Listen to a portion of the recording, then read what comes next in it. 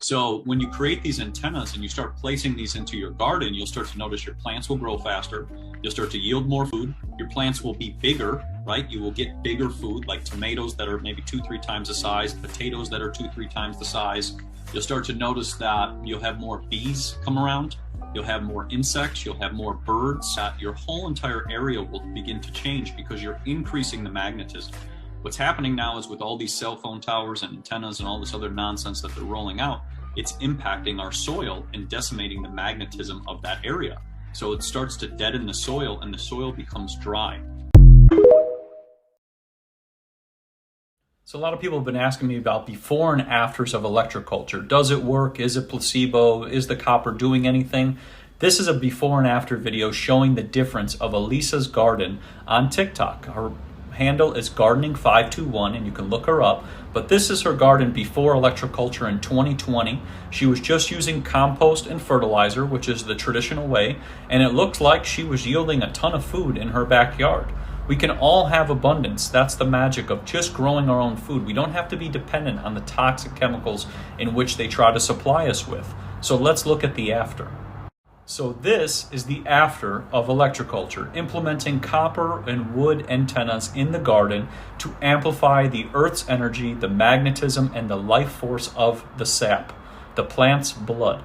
What's happening is she's increasing the magnetism and the earth's energy in that area, creating a vortex so that the plants can grow larger, get bigger, and also receive more nutrients, right? When the plant is at its most optimal level, it will grow and just keep growing. We could probably grow plants almost 50 feet high, but the pesticide companies load their pesticides with tons of iron, which diminishes the life force of our planet and our foods so that we are dependent on the grocery store. If you want to learn more about electroculture, you could check out our blogs, Electroculture for Beginners, at cultivateelevate.com, but also check out Elisa's TikTok at gardening521. The results are coming in more and more daily of the amazing benefits of electroculture gardening. And I just had to share some of the recent success stories I found that have came across my feeds.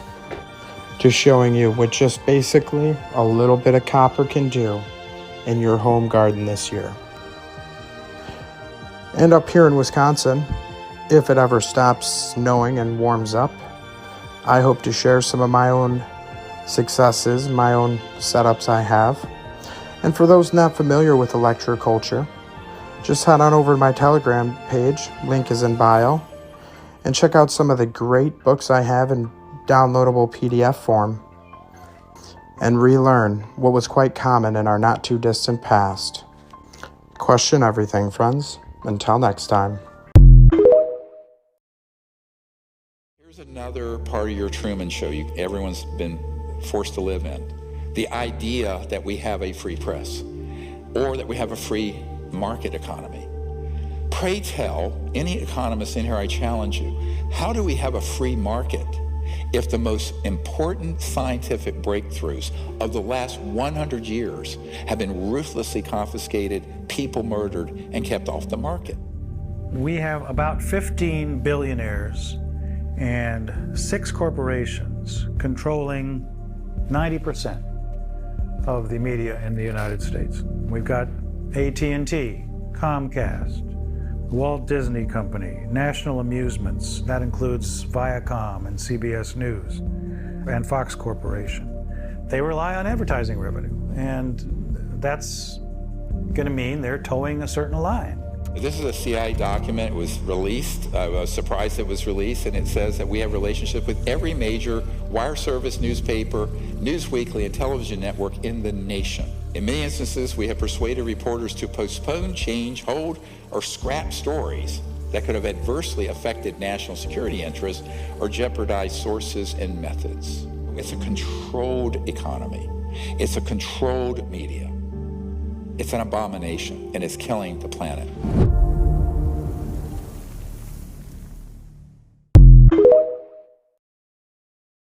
You know about the connections between the opioid epidemic and the war on terror? I was doing some research about what really happened on 9/11, getting ready to launch a channel on that app that rhymes with WhoCube. Coming soon, it's gonna be tight. And I got sidetracked by the connections between the war on terror and the opioid crisis. So just to clarify, you realize that we went to war with terrorism, which in the year 2000 in the US killed 0 people? That's right, 0. But all these other problems, they were pretty big. We won't get into how cardiovascular disease is correlated to the poison in the food that we're being fed by corporations. Because excluding the 3,000 people that were killed on September 11th, terrorism kills on average 8 people a year for this time range. Whereas 431 people a year die in their bathtubs, 200 die in deer accidents, and we're out here declaring war on terrorism? And if you've ever seen the Zeitgeist documentary, then you would have seen this slide where it said that in 80, Afghanistan produced no opium. Then after we backed the Mujahideen, taking power in 86, they produced 40% of the world's heroin supply. By 99, that was 80% of the total world supply. And when the Taliban rose to power in the year 2000, they outlawed it and destroyed all the poppy fields and reduced production by 94%. Excuse me? Why was I not taught about this in school? And let's be clear, the Taliban is pretty reprehensible. The way they treat women can go to hell. Not trying to defend the Taliban here at all. And then on September 9th, 2001, 2 days before September 11th, the full Afghanistan invasion plans were on President Bush's desk. That sounds like quite the conspiracy theory now, doesn't it? Sounds a little far-fetched, but if you notice, they're citing sources in the corner. And I went and looked up all 3 of these different sources. This book, which is very thorough and has tons of citations of its sources. These reports, which are put out by the UN. And yes, even the NBC article describing the plan to invade Afghanistan, which hit Bush's desk 2 days before September 11th, found that one too. So if you were alive back then, you'd remember how we were first told we have to go to war over there to stop terror, because that's what you do when something kills 8 people every year. And side note, you would also remember that we had this weird pivot that was kind of confusing from this is the Taliban to, oh, and this guy has WMDs, which were proven to not really exist. So we should probably go depose him and take over that too, which is a whole other rabbit hole. I'm looking at you, Donald Rumsfeld, Halliburton, Dick Cheney. So let me walk you through how Big Pharma played a massive role in the opioid epidemic, which most people my generation lost friends to, many friends to. First, it's prescription drugs. Then your prescription runs out and you turn to, and then, why not develop stronger, more effective versions of that one, which takes off, just a few years later.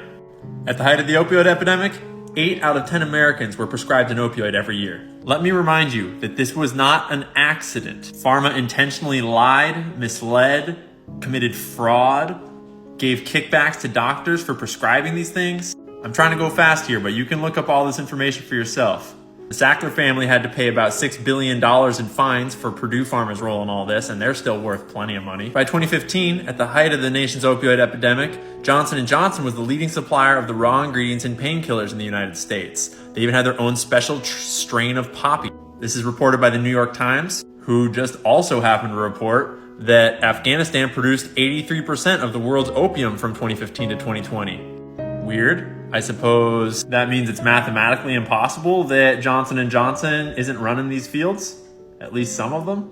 Allegedly, TikTok, allegedly. This is for entertainment purposes only. I'm not trying to state facts. The whole video is satire, by the way. So this is all just like a harebrained conspiracy theory with no evidence to back it up, but it's, kind of weird that all of this was easily sourced using public information available on Google.